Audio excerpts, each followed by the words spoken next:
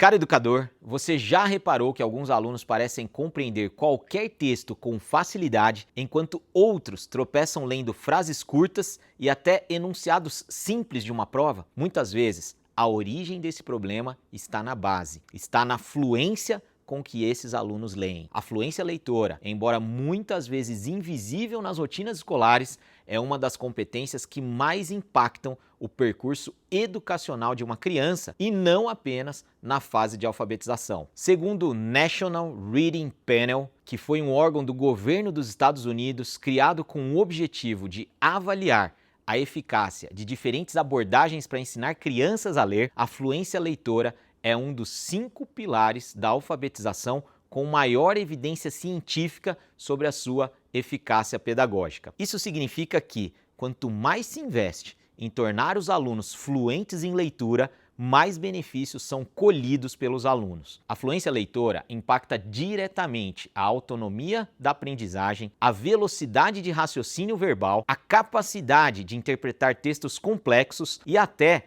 a confiança para argumentar e se posicionar em diferentes contextos. Se alfabetizar é dar acesso à linguagem escrita, fluir nessa linguagem é o que garante compreensão real e a chance de aprender de verdade. Mas afinal, o que é essa tal de fluência leitora? A fluência leitora é a habilidade de ler com velocidade, precisão e expressividade. Essa definição é apresentada de forma clara pelo Instituto Alfa e Beto e está ancorada em décadas de pesquisa científica. Aliás, eu vou deixar aqui na descrição desse vídeo um link do Instituto Alfa e Beto para que você possa se cadastrar e acessar gratuitamente um e-book específico sobre esse tema que estamos falando aqui.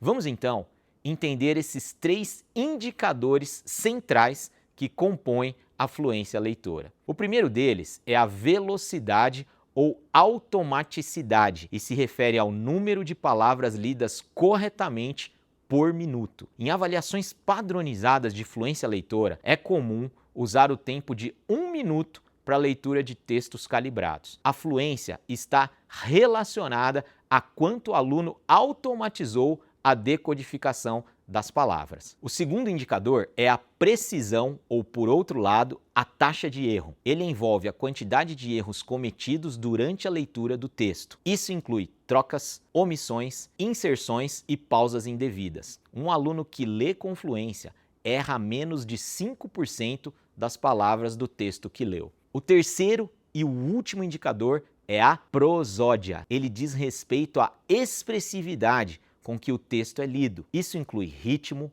pausas, ênfases e entonação, o que demonstra se o aluno está compreendendo minimamente o que lê. O Instituto Alfa e Beto resume bem a prosódia. A leitura fluente é aquela que não apenas ocorre com rapidez, mas também ocorre com sentido. Uma boa analogia didática para a prosódia é pedir que o aluno seja o livro e leia como se o livro, ou seja, como se ele mesmo estivesse falando com alguém. A pergunta que fica nesse ponto é: se os indicadores dessa habilidade tão importante já existem, como a fluência leitora pode ser avaliada nas escolas? Embora não seja uma avaliação tão simples de ser feita, a boa notícia é que ela é possível de ser implementada de forma eficaz e rotineira na sua escola. Esse mesmo e-book do Instituto Alfa e Beto que eu citei anteriormente propõe alguns procedimentos, todos viáveis no cotidiano escolar. Na prática,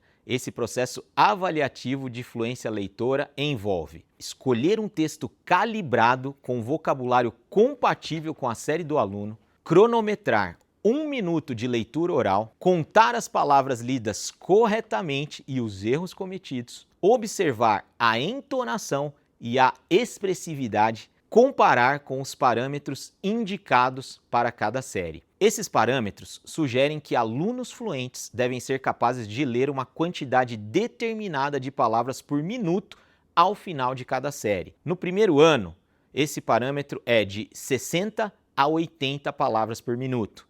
No segundo ano, de 80 a 90 palavras por minuto. No terceiro ano, de 90 a 110 palavras.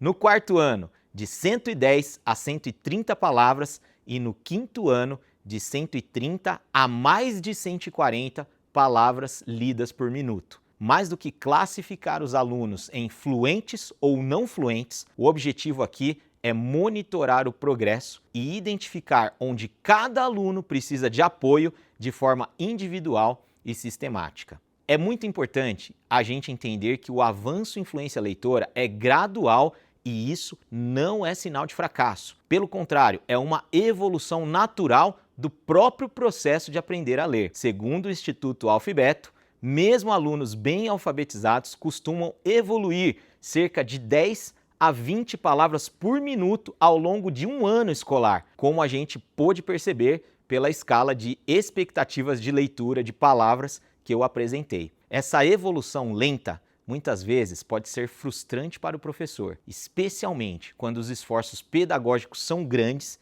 e os resultados parecem tão pequenos. Ler bem não é apenas passar os olhos pelo texto. Compreender um texto exige que o cérebro processe as palavras de maneira rápida o suficiente para ligar as ideias, construir sentidos e manter a memória ativa durante toda a leitura. Se a leitura é muito lenta ou truncada, a compreensão se perde, mesmo que o aluno conheça as palavras que ele está lendo. Pesquisas acadêmicas como as de Samuels e Fuchs, que nós vamos deixar os links aí embaixo para vocês, mostram uma correlação direta e bastante significativa entre a compreensão de um texto e a fluência oral de um aluno enquanto lê esse mesmo texto. Essa correlação, inclusive, é maior que as encontradas quando se utilizam outros recursos para a compreensão do texto, como recontar o texto, completar frases sobre o texto, e responder a questionários sobre o texto lido. Isso explica por que alunos que leem bem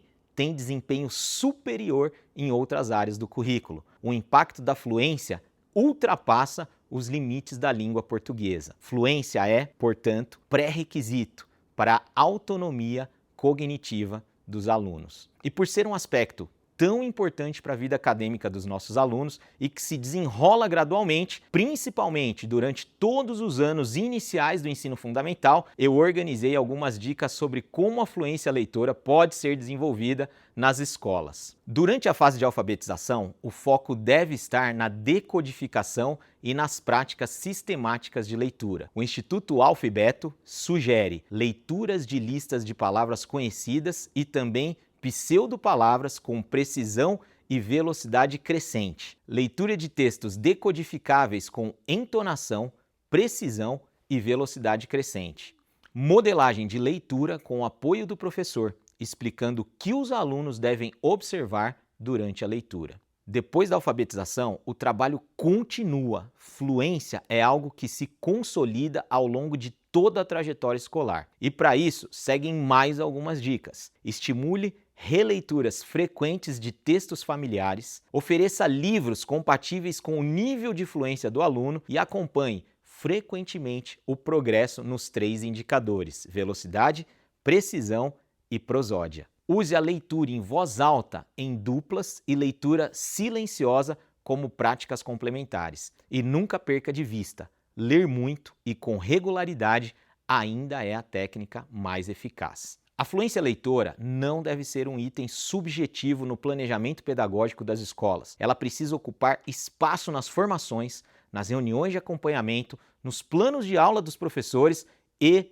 principalmente, nos processos avaliativos. Como gestores, nosso papel é garantir que as equipes saibam o que é fluência e como avaliá-la, que haja instrumentos disponíveis e momentos de acompanhamento regular da fluência leitora e que as intervenções pedagógicas sejam guiadas por dados confiáveis sobre a fluência leitora dos nossos alunos. E agora, se a sua escola quer ir além da alfabetização e formar leitores de verdade, a fluência precisa estar no centro da estratégia pedagógica. E se esse vídeo te ajudou a compreender melhor a importância da fluência, curta, comente e compartilhe.